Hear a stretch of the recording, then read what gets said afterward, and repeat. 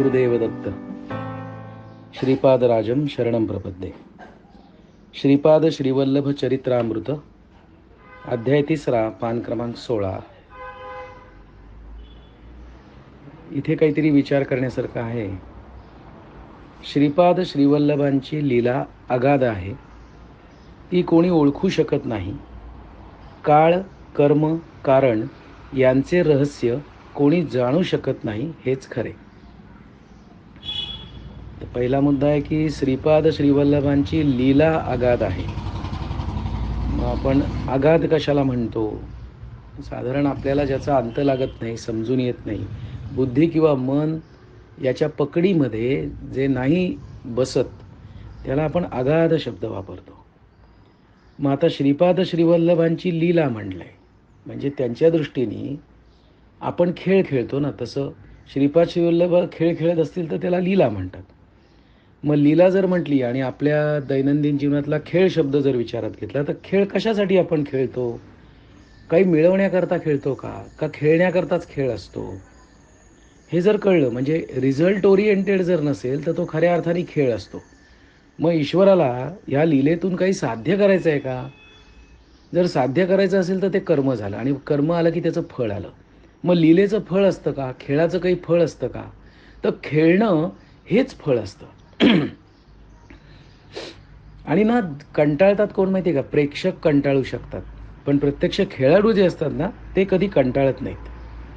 त्यामुळे आपण खेळाडूसारखं जर जीवनात राहिलो, प्रत्येक गोष्टीत जर सहभाग घेतला, तर ही जी त्याची लीला चालली आहे, त्या लीलेचा आनंद त्याच्या इतकाच आपल्यालाही मिळू शकतो.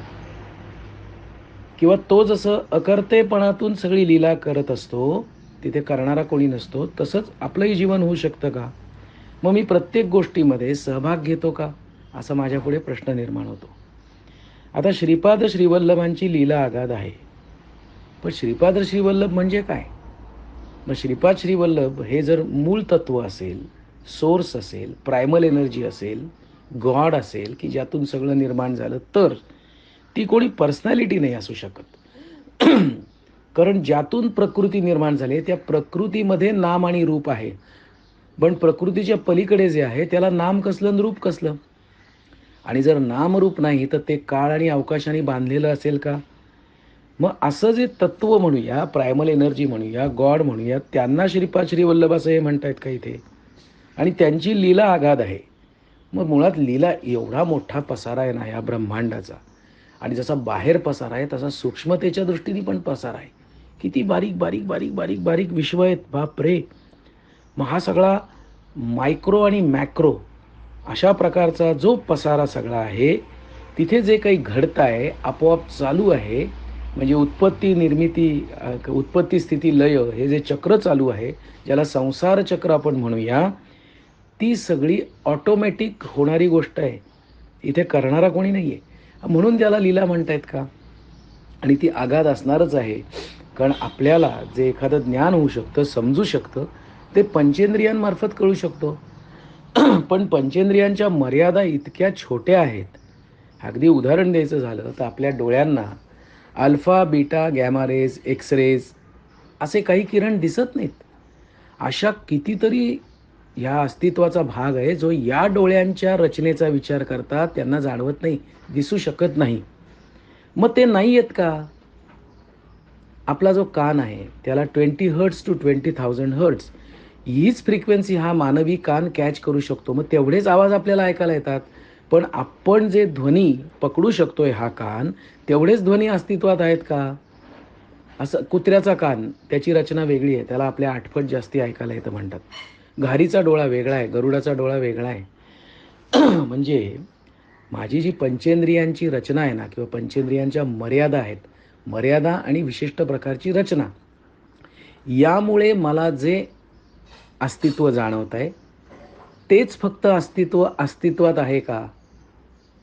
तेवढंच जग आहे का? इथेच याच क्षणी आत्ताच मला न जाणवणारं जगही आहे, असा आपण विचार करू शकतो.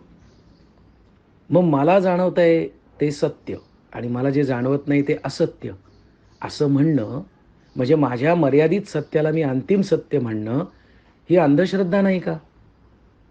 असाही आपण विचार करू शकतो. त्यामुळे श्रीपाद श्रीवल्लभांची लीला अगाधच असू शकते, कारण आपल्या मर्यादा आहेत.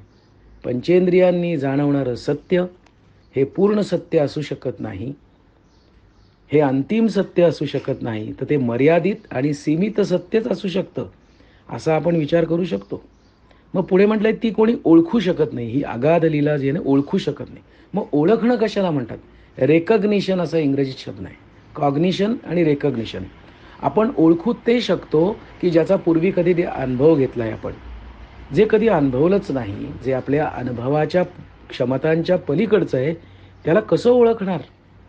How to recognise that which is unknown. मग ती कोणी ओळखू शकत नाही. म्हणजे काय? ती लीला.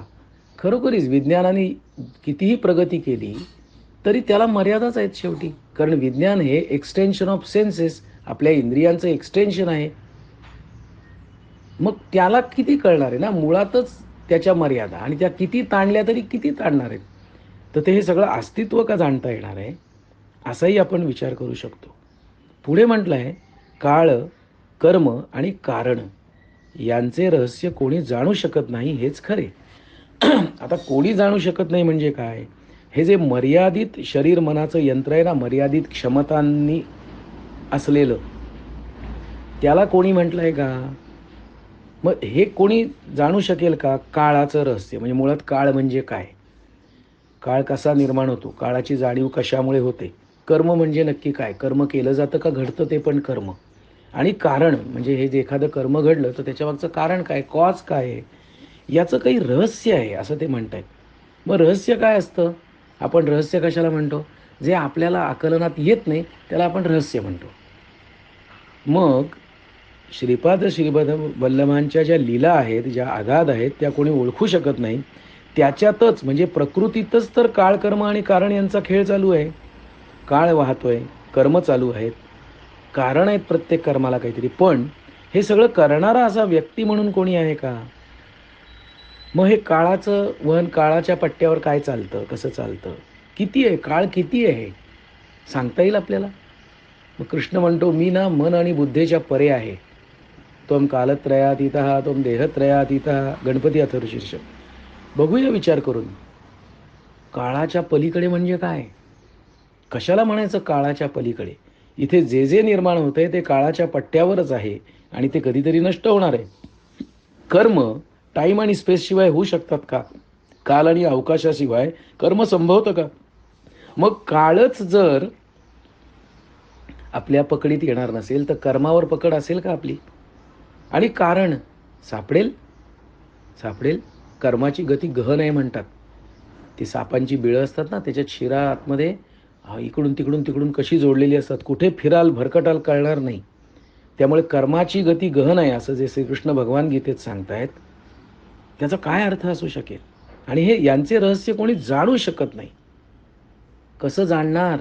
अहो ते मन ते केवढंसं, ती बुद्धी ती केवढीशी, आणि मन आणि बुद्धीच्या परे हे एवढं मोठं अस्तित्व आहे. विज्ञानाने किती उड्या मारल्या, किती धडपड केली तरी किती जाणणार ना, किती जाणणार? मग जे जाणलं आहे ते जास्ती आहे का जे जाणलेलं नाही आहे अद्याप ते जास्ती आहे? असा विचार आपला आपण करू शकतो. पुढे म्हटलंय, ते केवळ स्वामीच जाणू शकतात. माधवला पुन्हा स्थूल शरीरात आणण्याचे काम प्रभूंनी मजवर सोपविले आहे, असे श्री पळणीस्वामी म्हणाले. माधवला पुन्हा स्थूल शरीरात आणण्याचे काम, माधव म्हणजे कोण? सूक्ष्म शरीर का माधव? मग त्या सूक्ष्म शरीराला स्थूल शरीरात आणण्याचं काम कोणावर तरी सोपवलं आहे, आणि ते म्हणतात प्रभूंनी मजवर सोपवले आहे. सोर्स, ओरिजिनल, प्रायमरी एनर्जी यांनी सोपवलं आहे. स्वामींच्या आदेशानुसार माधवचा मृतदेह बाहेर काढून आणला व दक्षिणेकडील घनदाट असलेल्या ताडाच्या झाडावर जाऊन मोठ्याने, माधवास दंश केलेल्या नागराजा, श्रीपाद श्रीवल्लभांच्या आज्ञेनुसार तू पळणीस्वामींच्या जवळ यावे अशी साथ घातली. पुढचा किस्सा आहे, तो साप आला, त्याने विष काढून घेतलं. पण पुन्हा लीला अगाध आहे म्हणजे काय? ती कोणी ओळखू शकत नाही म्हणजे काय? काळ, कर्म, कारण यांचे रहस्य कोणी जाणू शकत नाही म्हणजे नक्की काय? हा आपल्या चिंतनाला पुरेसा विषय आहे. तेव्हा या सगळ्या चिंतन मननाकरता शुभेच्छा. श्रीपादराजम शरणम प्रपद्ये. गुरुदेव दत्त.